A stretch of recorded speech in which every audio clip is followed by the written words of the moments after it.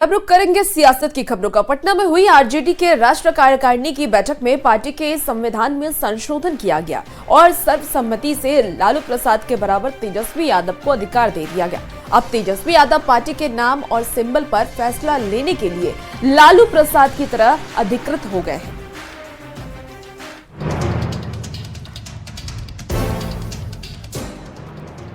RJD का सबसे बड़ा पावर अब तेजस्वी के पास। 2025 विधानसभा चुनाव से पहले आरजेडी में बड़ा बदलाव हुआ है।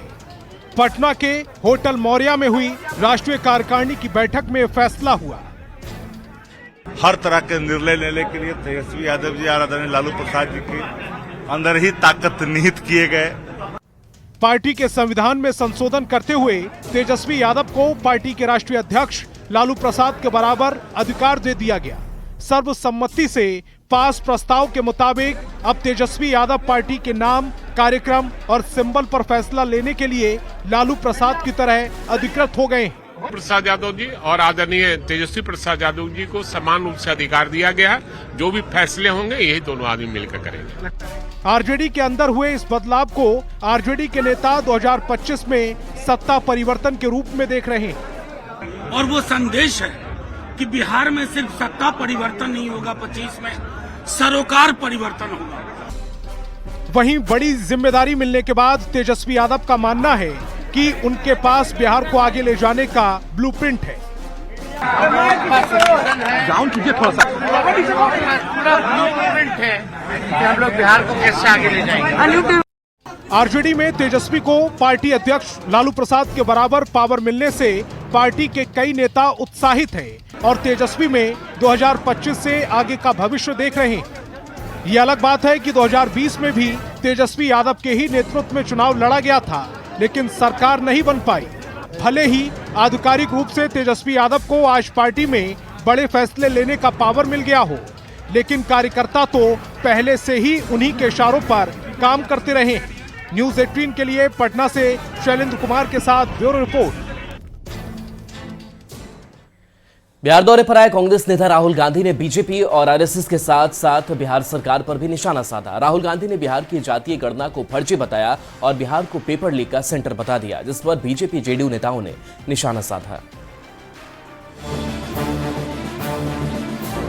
आरजेडी की बैसाखी के भरोसे चल रही कांग्रेस में जान फूंकने राहुल गांधी बिहार आए।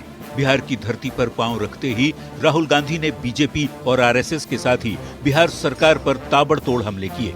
राहुल ने बिहार की जातीय गणना को फर्जी और बिहार को पेपर लीक का सेंटर बता दिया। जाति जनगणना और हम छोड़ने वाले नहीं है, और ये बिहार वाला जाति जनगणना नहीं, ये फेक जो जाति जनगणना इन्होंने किया है लोगों को बेवकूफ बनाने वाला, ये नहीं। जातीय गणना पर राहुल गांधी के बयान ने बिहार का सियासी पारा चढ़ा दिया है।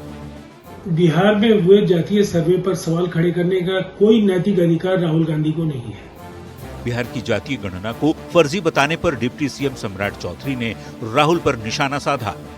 हम लोगों की सरकार ने कहा किया, राहुल गांधी की मानसिक स्थिति खराब है। तो बीजेपी सांसद संजय जायसवाल ने कहा, इस बारे में राहुल गांधी को तेजस्वी यादव से पूछना चाहिए था। दिक्कत क्या है कि राहुल गांधी खुद फर्जी हैं। उनको अपना जो सुबह तेजस्वी से होटल में मिले उसी से पूछ ले। जातीय गणना पर राहुल गांधी के बयान ने आरजेडी के साथ ही बिहार कांग्रेस के नेताओं के सामने भी धर्म संकट की स्थिति पैदा कर दी है।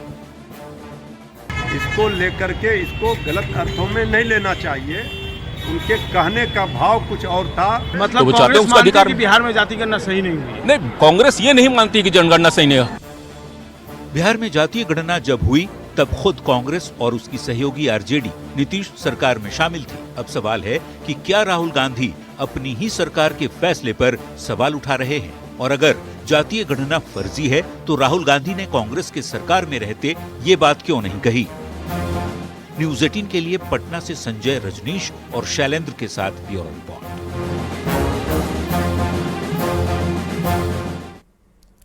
राहुल गांधी पटना में राबड़ी आवास पर जाकर के आरजेडी अध्यक्ष लालू प्रसाद से भी उन्होंने मुलाकात की। लालू प्रसाद ने उन्हें चूड़ा और हरा चना खिलाया और अपने घर के गौशाला मंदिर को भी दिखाया। राहुल गांधी करीब 12 मिनट तक राबड़ी आवास पर रहे। तो तस्वीरें आप देखिए जहां लालू प्रसाद यादव के साथ राहुल गांधी नजर आ रहे हैं और राबड़ी आवास पर राहुल गांधी उनसे मुलाकात करने के लिए पहुंचे, जहां पर लालू परिवार ने उनका स्वागत भी किया। लालू प्रसाद ने बिहार के चूड़ा और मटर खिला करके उनका स्वागत किया और इसके साथ ही आप तस्वीरें देखिए तेजस्वी यादव भी इस वक्त मौजूद नजर आ रहे हैं। विधानसभा चुनाव से पहले लालू यादव के घर राहुल गांधी पहुंचे हैं और उनके स्वागत में कोई कमी ना रह जाए, इसलिए तमाम लालू परिवार वहां पर मौजूद है। बिहार में जातीय जनगणना को फर्जी बताने पर बीजेपी नेता और पूर्व केंद्रीय मंत्री शाहनवाज हुसैन ने राहुल गांधी पर तंज कसा है। शाहनवाज हुसैन ने कहा कि राहुल गांधी को कुछ पता नहीं होता, वे बस रटी रटाई बातें दोहराते हैं। साथ ही उन्होंने राहुल गांधी पर बैकवर्ड क्लास का अपमान करने का आरोप भी लगाया। राहुल गांधी को जो सुनी सुनाई बात सुन लेते हैं वही बोल देते हैं। वो अब मिट्ठू की तरह, तोते की तरह रटा दिया जाता है, यही बोलना है। पहले कह रहे थे कि हमने जाति जनगणना करवाई बिहार में और अब कह रहे हैं फर्जी है। ये तो पूरी तरह बैकवर्ड के खिलाफ बयान दिया जा रहा है उनके जरिए। मंडल कमीशन को रोका इंदिरा जी ने, राजीव गांधी ने रोका मंडल कमीशन को और अब जातीय जनगणना को फर्जी बता रहे हैं। अरे राहुल जी आकर देखिए नीतीश कुमार जी ने कितना काम बिहार के अंदर किया।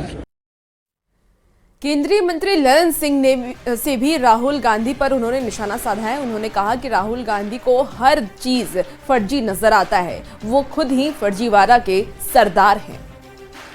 हर चीज फर्जी नजर आता है, जबकि खुद ही पूरे फर्जीवाड़ा के सरदार हैं। अब बिहार ने जो जाति आधारित सर्वे कराया उसके आधार पर वो जातीय जनगणना की मांग कर रहे थे।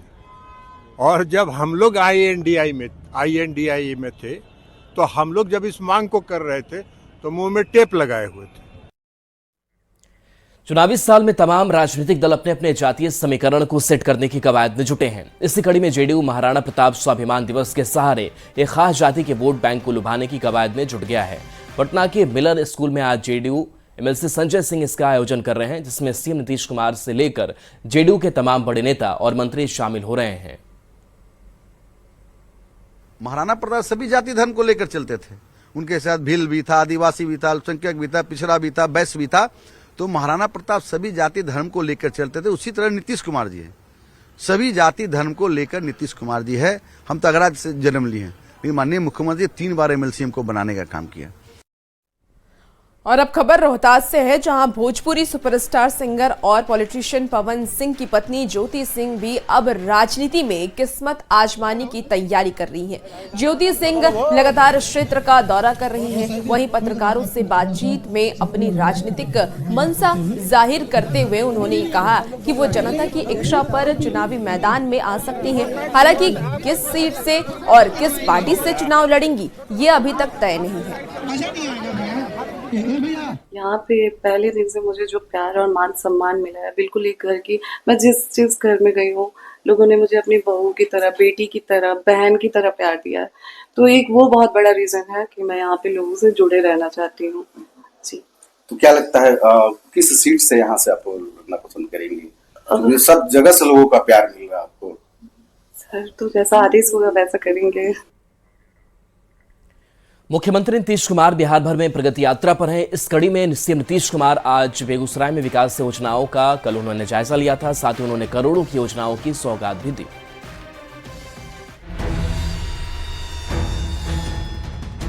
प्रगति यात्रा के दौरान सीएम नीतीश कुमार ने बेगूसराय में विकास योजनाओं का जायजा लिया, साथ ही करोड़ों की योजनाओं की सौगात भी दी। इस दौरान सीएम ने बेगूसराय के लिए करीब 600 करोड़ की 641 योजनाओं का उद्घाटन और शिलान्यास किया।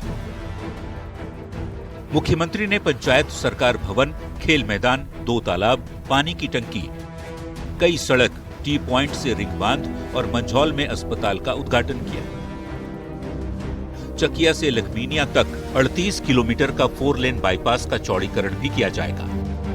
वहीं तेघड़ा मुबारकपुर पथ का चौड़ीकरण और मजबूतीकरण भी किया जाएगा। जाम की समस्या से मुक्ति को लेकर बखरी से बहादुरपुर बॉर्डर तक नए बाईपास का निर्माण किया जाएगा। पर्यटन को बढ़ावा देने के लिए कांवर झील को पर्यटक स्थल के रूप में विकसित किया जाएगा। साथ ही मिथिला हाट की तर्ज पर सिमरिया घाट और कल्पवास क्षेत्र के दूसरे चरण का विकास किया जाएगा। इसके अलावा बेगूसराय के साम्हो में डिग्री कॉलेज की स्थापना भी की जाएगी। जीविका का हम स्वयं सहायता समूह का विस्तार किए सर, समझे, बहुत कम था, देश में और जगह था, तो हमने जब शुरू किया 6 आप बताइए कितना बड़ा है, लोन लेकर के हम शुरू कराए, नाम दे दिया तभी सारा जैविक खाद है, सब महिला जीविका दीदी है। केंद्र वाला भी आया तो खिलाते था, लेकिन आया देखा कि बड़ा अच्छा बना है, तो हमसे पूछा कहा जीविका नाम दिया। बेगूसराय में विकास योजनाओं की सौगात देने के बाद सीएम नीतीश कुमार ने अधिकारियों के साथ जिले में चल रही कल्याणकारी योजनाओं की समीक्षा की। सीएम ने अधिकारियों को विकास कार्यों में कोई बाधा नहीं आने के साथ ही विकास योजनाओं को तय समय में पूरा करने के निर्देश भी दिए। बेगूसराय से न्यूज़ 18 के लिए संवाददाता रवि एस नारायण के साथ संतोष कुमार की रिपोर्ट।